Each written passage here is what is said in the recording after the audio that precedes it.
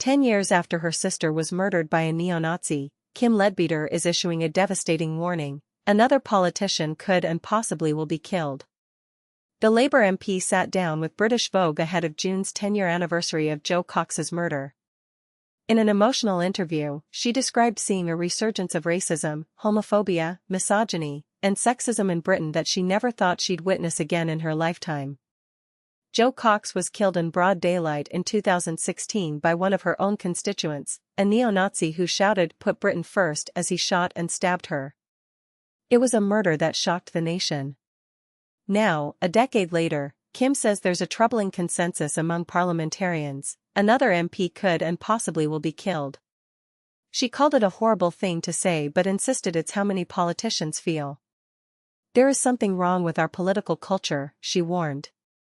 Speaking about the rise of Reform UK and the openly discussed extremist views now filling political discourse, Kim didn't hold back.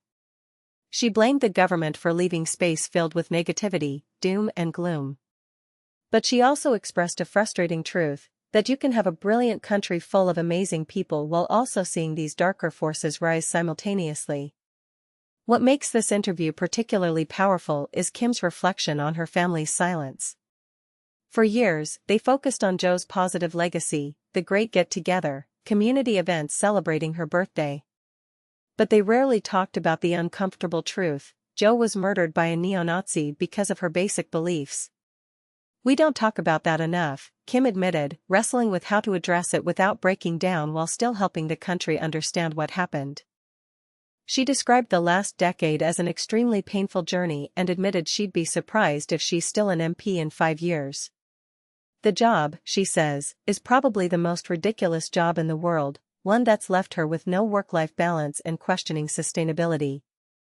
Yet despite everything, Kim is clear: if she sees an injustice, she runs toward it, not away.